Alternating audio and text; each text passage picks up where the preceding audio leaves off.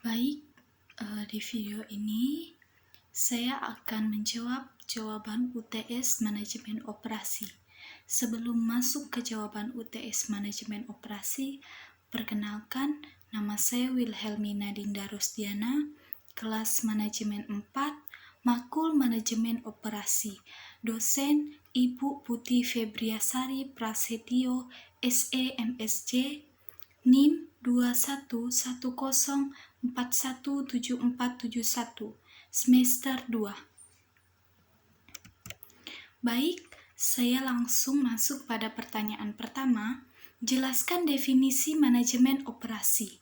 Menurut Heiser dan Render, manajemen operasi adalah bentuk pengolahan menyeluruh secara optimal pada aspek tenaga kerja, barang-barang, yaitu mesin, peralatan, dan bahan mentah, atau faktor produksi lain yang bisa menghasilkan produk barang dan jasa yang lazim diperdagangkan.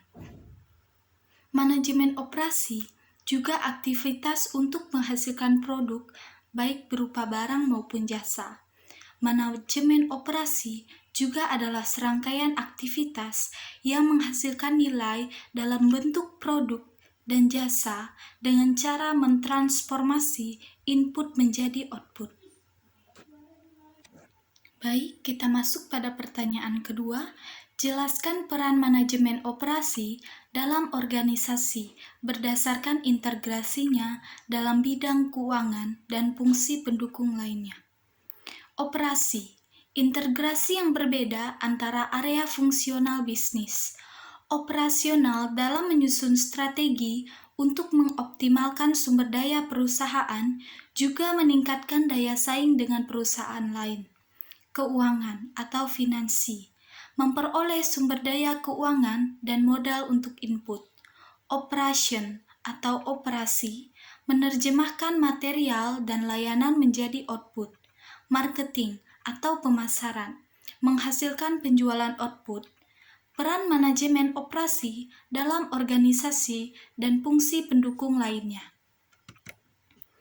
Masukan material dan layanan, yaitu keluaran produk dan jasa, dilanjut pemasar menghasilkan penjualan output dan pendapatan penjualan. Support functions atau fungsi pendukung, yaitu ada akuntansi, sistem informasi, sumber daya manusia, dan rekayasa atau engineering. Baik, kita masuk pada pertanyaan ketiga. Jelaskan perbedaan antara A. Konsumen eksternal dan internal, B. Supplier eksternal dan internal. Konsumen internal dan eksternal. Konsumen eksternal adalah kelompok maupun orang yang berada di luar perusahaan. Konsumen eksternal pada setiap perusahaan umumnya merupakan masyarakat umum yang menerima produk maupun jasa dari perusahaan tersebut. Nah, konsumen internal berbeda dengan konsumen eksternal.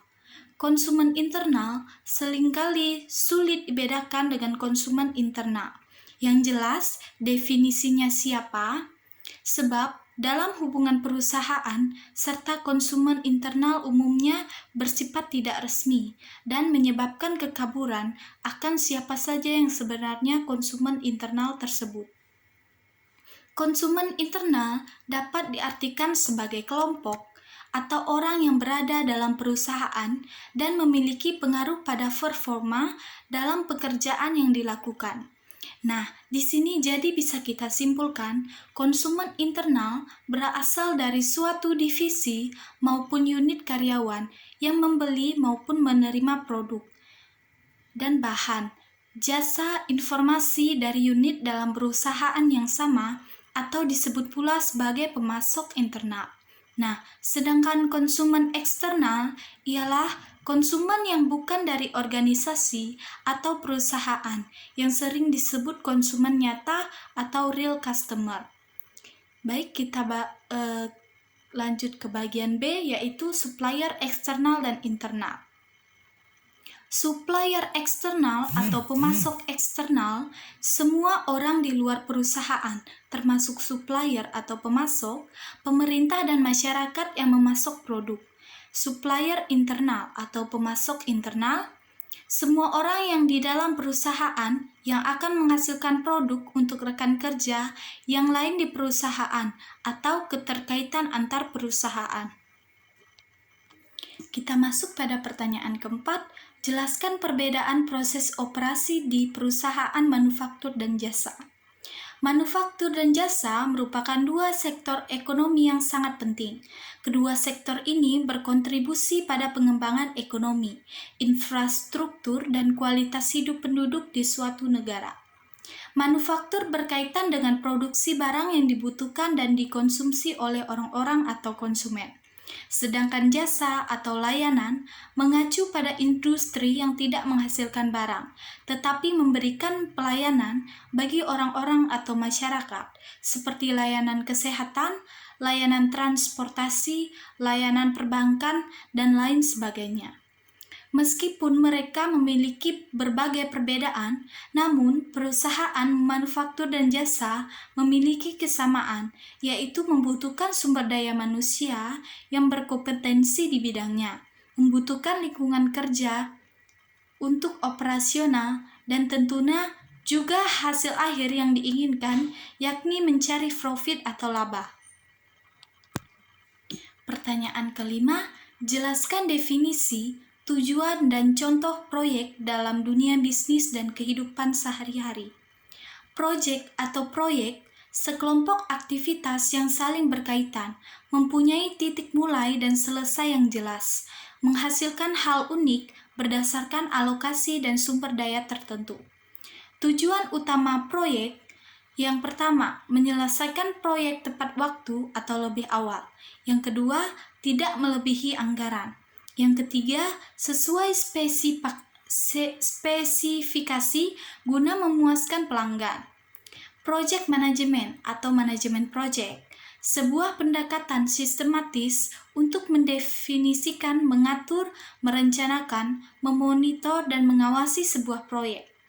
Contoh proyek dalam kehidupan sehari-hari yaitu ada perencanaan pernikahan, renovasi kamar, menulis makalah, dan mengatur pesta kejutan. Contoh proyek dalam dunia bisnis ada melakukan audit perusahaan manajer, membuat kampanye iklan, proses rekayasa ulang, mengembangkan layanan atau produk baru, dan membangun aliansi strategi. Pertanyaan keenam, jelaskan hubungan antara kualitas waktu dan biaya dalam pelaksanaan sebuah proyek. Kualitas. Nah, kualitas seperti apa yang dihasilkan? Waktu, berapa lama durasi yang dibutuhkan? Biaya, berapa biaya yang dibutuhkan? Biaya total proyek atau project adalah penjumlahan dari biaya langsung dan tidak langsung yang digunakan selama pelaksanaan proyek. Besarnya biaya ini bergantung pada lamanya waktu durasi penyelesaian sebuah proyek. Baik, kita masuk pada pertanyaan ketujuh. Jelaskan kurva project life cycle. Nah, kurva project life cycle ini, siklus project atau project life cycle adalah phase atau tahap pengerjaan project dari awal sampai akhir. Bentuk atau mode project life cycle yang akan digunakan dalam memanage sebuah project disesuaikan dengan tipe dari project itu sendiri. Baik, pertanyaan ke-8, jelaskan dimensi yang terdapat dalam manajemen kualitas. Yang pertama ada performance atau performa, karakteristik dasar dari sebuah produk yang ditawarkan kepada pelanggan. Yang kedua ada fitur, karakteristik tambahan yang ada pada sebuah produk. Yang ketiga ada kehandalan atau reliability, kehandalan yang mencerminkan kemungkinan produk rusak pada waktu periode tertentu. Yang keempat ada kesesuaian, tingkat kesesuaian produk dengan spesifikasi yang direncanakan. Durability atau ketahanan, jumlah penggunaan yang dapat dimanfaatkan pelanggan sebelum. Yang terakhir, service ability, kecepatan, kesopanan, dan kompetensi dalam melakukan perbaikan. Estetika, bagaimana produk terlihat, terdengar, atau secara umum terasa oleh pelanggan. Quality atau kualitas, yang dipersepsikan, persepsi yang dimiliki pelanggan saat membandingkan produk satu dengan produk lainnya. Baik, sekian yang dapat saya sampaikan, kurang dan lebihnya saya mohon maaf. Sekian, terima kasih.